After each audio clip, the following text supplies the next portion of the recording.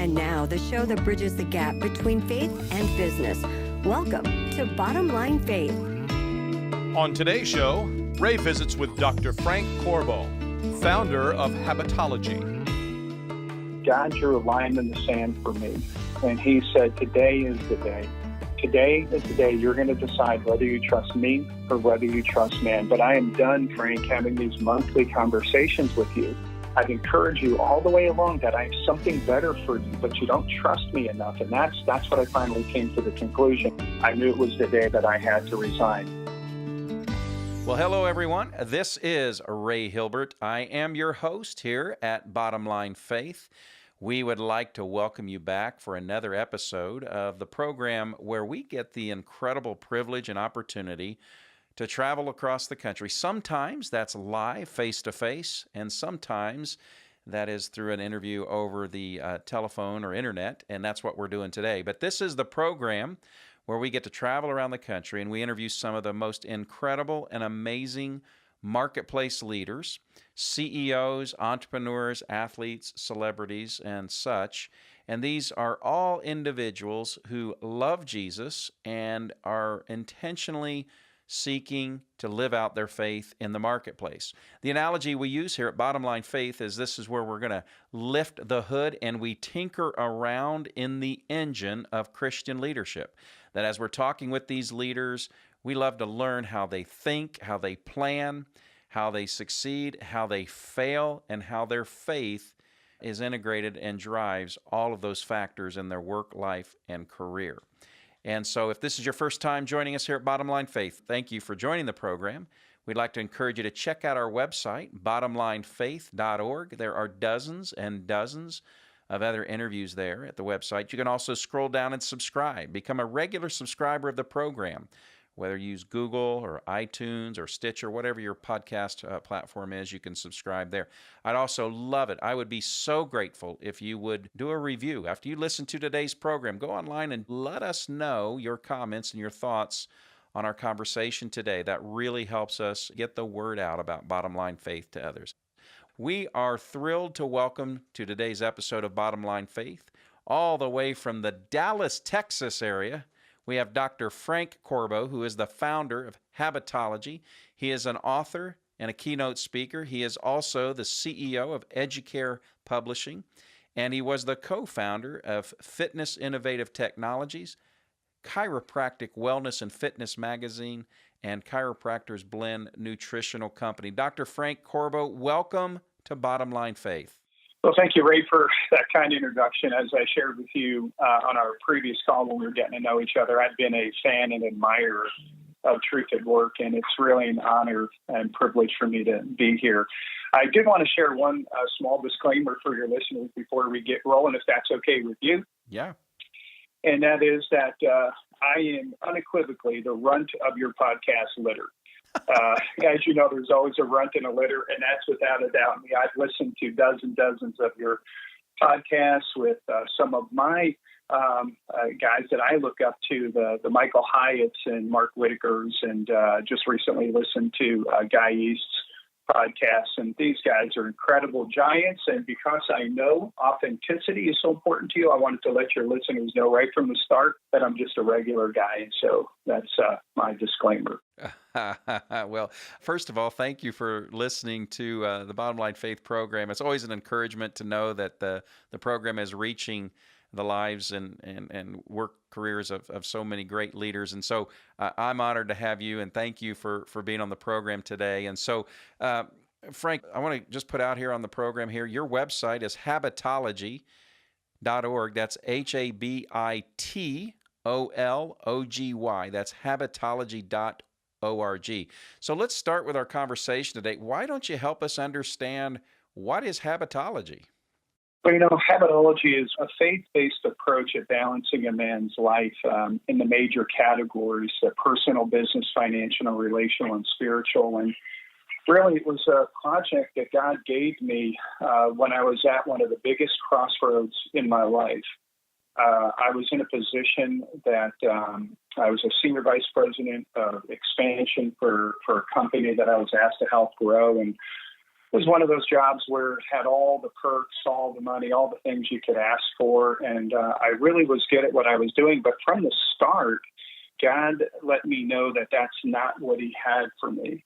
But because it was so comfortable and such a great opportunity, and because I was, in quotation marks, the token Christian, I felt like I was making an impact. I really wasn't listening to God's admonition. And it's quite interesting. Today's the first of the month. And on the day of the month, the first I read Proverbs chapter 1, the second of the month, Proverbs chapter 2, like many of your listeners. And I've done that for years. And in Proverbs chapter 1, when I had taken this job, right from the start, I was challenged by God because in the end of chapter 1, it talks about if you would listen to my rebuke, if only you would have listened to me, then I would have opened up my heart to you. But because you didn't, I have to discipline you because I love you. And literally for 3 years, actually 3.5 years, I'm looking at my Bible now as I take notes in the margins like many do, and I can see the first time that God, through the Holy Spirit, convicted me was in April of 2005. When I finally took God at his word, which was April 2009, he took out of my hand this particular job that I was involved in, and he put into my hand habitology. And I'll never forget it because it's something, one of those like benchmarks of your life where God speaks to you so clearly. He drew a line in the sand because each and every month for 36 months, I came across Proverbs chapter 1. And even if I missed a couple of months, it was at least 20, 25 times he said, this is not what I got for you. I got something else. But because I didn't trust God enough to let go of it, I kept up and up against it. But finally, one day, I'll never forget, it was that April of 2009, God drew a line in the sand for me. And he said, today is the day. Today is the day you're going to decide whether you trust me or whether you trust man. But I am done, Frank, having these monthly conversations with you.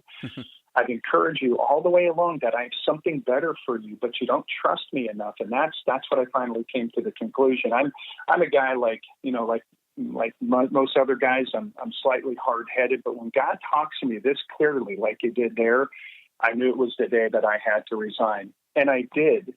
And I resigned, and I'll never forget. I was writing a letter. It was a sterile letter, right? I resigned today, blah, blah, blah, right? But God said, that's not enough. You have to tell your friend. We were best of friends. Our families vacationed together. This was 3.5 years of growing together. And, again, he considered me one of his best friends. And so God said, you can't just write this letter. You have to tell him why.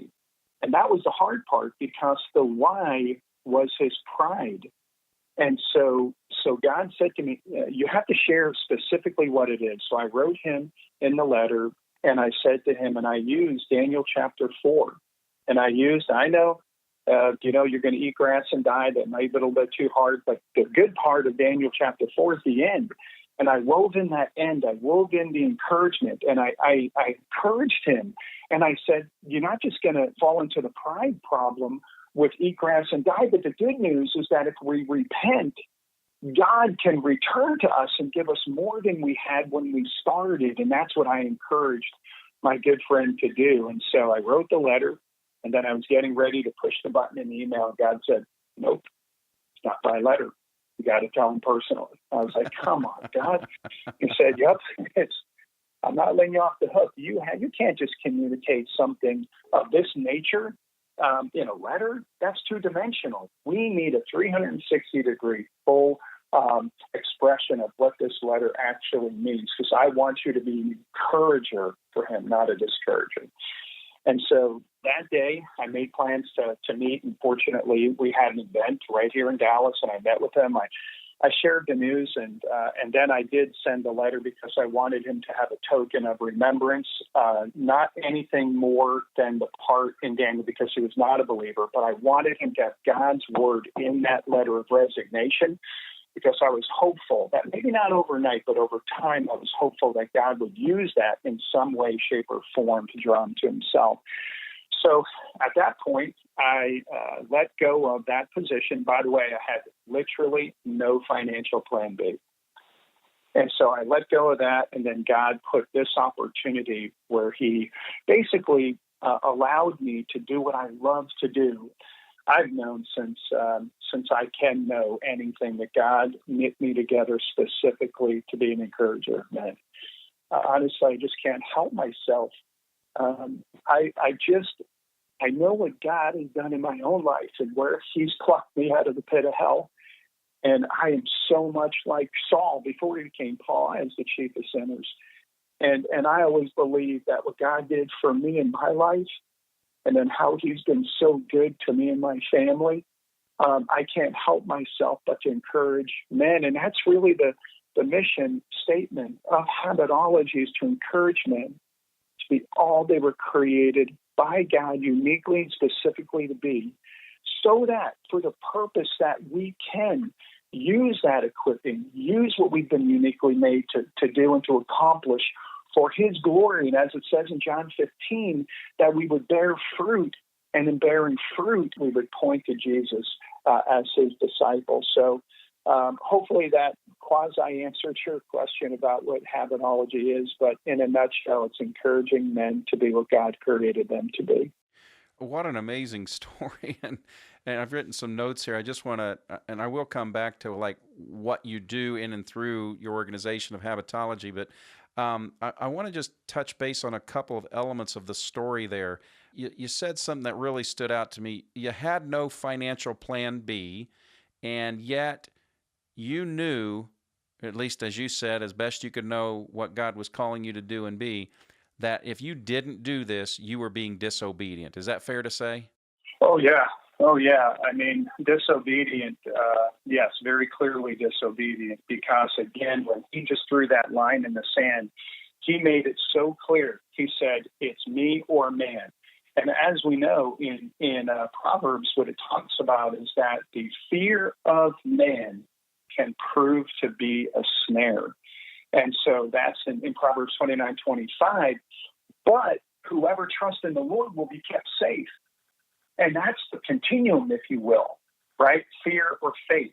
Are we going to take God at His word and know that although I don't know what tomorrow holds, I know that who holds tomorrow is God, and He's got good plans for me. Actually, He has plans for me that are better than what I can even imagine.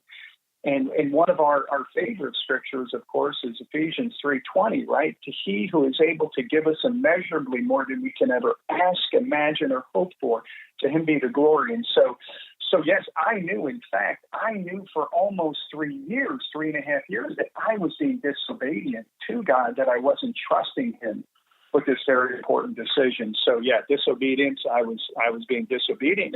And again, He clarifies it so much. He said, if only you would have listened to my rebuke, right? This is a rebuke. Yeah. This is pretty clear. I would have poured out my heart to you and made my thoughts known to you, but you didn't. But what I love is in many of God's passages, although I was rebuked, at the end, I love in verse 33, it goes on to say, but whoever listens to me will live in safety and be at ease, away from harm.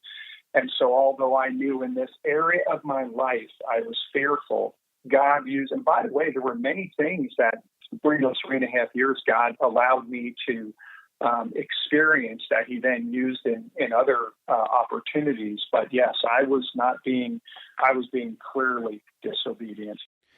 That's powerful. And I'm just thinking through this, and not only that you had to do this and walk away from this very prominent career and I'm sure financial sustainability and all those sorts of things into this new chapter. But then God was saying that you can't communicate this to your best friend through an email or through a letter, but also face to face. So I'm seeing a pattern here that God was calling you to the next level of obedience and the next level of obedience. So here's what I'd like to ask you to do for me, Frank. I would imagine that right now there is a person who loves Jesus and they're a follower of Christ, and yet there's something in their life, there's something in their business. Maybe God has been putting on their heart to start a new venture or launch a new product line or get rid of an area of their business, but there's something that has held them back from walking in full obedience to what they know God has been putting on their heart. What I'd like you to do is frame up a word of encouragement to our listener who right now, they know God is speaking, and God is speaking to them through this conversation about obedience, what would you have to say to them? God loves you so much, and He has such a great plan for you that He has knit you and equipped you specifically for greatness. And although sometimes you can't see it because you're so focused on earthly means, if you take a step back and use the view that God has for you, it's like God saying, why would you hold on to $1 when I have millions for you, right? He's saying, do you trust me? And if you trust me, then you will stop going in the ways that you're going in, because that's fear. And when you overcome your fear, God will open up the world to you. The easiest thing for God to do is to redirect the resources of this world to you. If you believe Genesis 1:1, that in the beginning God created the heavens and the earth, He can do anything. He can certainly redirect money, resources to you. All we have to do is take that faith, that step of faith. And as Martin Luther King said, even if you don't see where the staircase goes, take that first step of faith and God will take care of the rest. I believe, because God has demonstrated it in my life over and over and over again, that God can do anything in our lives if we give Him the opportunity to do it. Oh, that's a great word. Thank you for that, Frank. So, folks, we are speaking with Dr. Frank Corbo. He is from the Dallas, Texas area. He is the founder of Habitology. He's author and keynote speaker. Got resources, tools. You can come speak to your business, to your organization, but check him out online at habitology.org. That's habit, like the word habit, OLOGY.org. So, Frank, let me ask you this. As you look back, you're a serial entrepreneur. You're like me. You know, you've had ventures that God has called you into, businesses, and I know some things succeed more than others, and so on and so forth. But as you look back over the course of your career, would you share with us maybe a really hard decision that you needed to make in business and in your career, and what role did your faith play in that decision? Yeah, certainly. In addition, as a serial entrepreneur, we're always challenged with very difficult decisions. And I had a very difficult decision early in my entrepreneurial career with one of my partners. We just didn't see the world the same way. And so I decided to move on. And faith and my decisions usually go hand in hand. And so that was such a tough decision, because I was walking away to something that I started, something that I founded, something that was doing very, very well economically. But God was asking me again to move into a different direction. So I paid the dumb tax. I've made some really not good decisions in my business career. That one, I moved ahead of God's timing. It was a very difficult choice that I made. I moved ahead of God's timing. I paid some dumb tax. It cost me a lot of money by anybody's standards. But, the beautiful thing is when we make these decisions and these choices, we're trying to do the best that we can. I mean, I don't remember a man ever telling me that he woke up in the morning thinking today is the day he's going to destroy his life. I mean, it just doesn't happen. So the real key is keeping a short account with God and saying, God, I'm going to do the best I can with this decision. Please protect me and protect the company, protect my family through it. And if I'm not going in the right direction, please tell me as quick as possible, because that's not what I want to do. So that early decision was a difficult one, because I can't help myself, unfortunately. Every business that I go into, I'm involved personally, and sometimes it's hard for me to separate who I am as a person and a friend from the business. So that was a difficult one, again, because it was me having to step away from not only a friend, but a neighbor. Very, very difficult business decision. But what's so interesting, Ray, and because you can relate to the serial entrepreneurism, I almost see a serial entrepreneur and even an employee, if they change their place of work, almost like a meandering stream, if you will. And the turns in the stream are where the pain is, because you got to change direction, and that requires energy, and sometimes it can be painful. But what I've learned is that God can teach me in those times and in those moments where he's changing the direction of my life.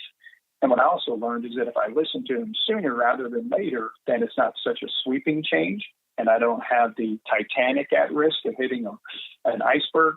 But in the end, those tough decisions that we all face, they can, even if they have a little bit of pain, if we go back and debrief it, if we review it, and if we ask God to help us to understand, if I'm ever in this situation again, how do I make a better decision?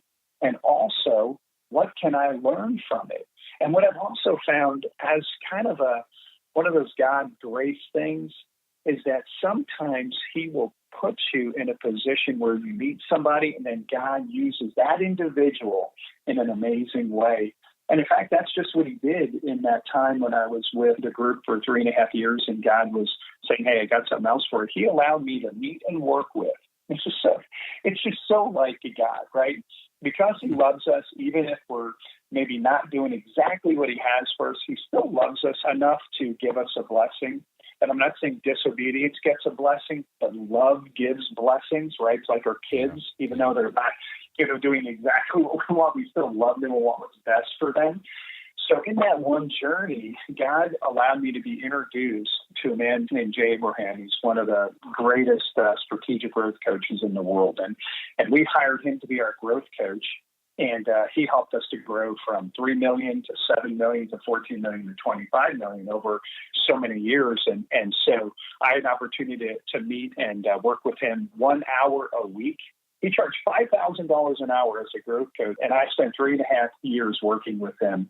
And it was a great blessing. And I used those things that I learned in business expansion after leaving that particular job opportunity. So maybe tangentially I answered that question, but hopefully the key crib note from that is that we're going to come up against tough choices and decisions in our workplace. Do our best to lay those things out to God beforehand and then listen to him all the way through. Don't overlook the red flags. We have this wishful thinking in these decisions that we kind of want to make. Seek the wise counsel so that you can really have somebody to keep accountable to. And in the end, really trust God with the outcome and the results. Oh, that's great. Thank you for investing time with us today. And I just have 2 more questions if I could get to those, okay? Sure. The first question that I'd like to ask as my final 2 is, what do you wish someone had told you in your first year of being a faith-driven entrepreneur? Going back to the early stages of your entrepreneurial life, what's the advice you would like for them to have passed along to you in that first year? Business is not for the faint of heart. And treat it as a real business. My greatest challenge is I'm so relational. I err on that side, and I'm maybe not as strong on my business acumen. So seek wise, godly counsel. And by the way, this is going to be a tough thing to say, but when you're seeking wise counsel, sometimes we tend to seek friends in wise counsel, and it's difficult for friends to give true business counsel. So you really have to sometimes, I don't want to say pay for business training or business coaching, but sometimes you actually have to seek wise counsel that can guide you and direct you in building a real business, not just wishful thinking. So, the stick-to-itiveness and getting business-wise counsel is very, very important. I wish I would have learned that a little bit earlier on. Oh, that I wrote that down. That's a gold nugget right there. Fantastic. Thank you. And so I always end our program with the same question. And it's based out of Proverbs 4:23, where Solomon writes, "Above all else, guard your heart, for it determines the course of your life." And so, Frank, what I'd like you to do as we wind down our time together here at Bottom Line Faith, I'd like you to just imagine for a moment that you are nearing the end of your time this side of eternity, and you have a chance to gather your family, your friends, and your loved ones. And you now have the opportunity to pass along the single most important piece of advice that you would want them to take with them the rest of their lives. So if you would do that for our audience here, fill in the blank for us, Frank. Above all else, guard your mind, because I believe that your mind is the connection to your heart. And I think that that connection is a bridge, and that bridge is belief. And what we believe in our mind, we bring into and allow into our heart. And this could be either good things or not so good things. And so that's why we're encouraged to take every thought captive right into our mind. And what I love about Corinthians is 2 Corinthians, it says, we demolish arguments and every pretension that sets itself up against us. And we take these thoughts captive to the obedience of Christ, because we have to take God at his word and allow that word into our mind. And so we have to protect that mind.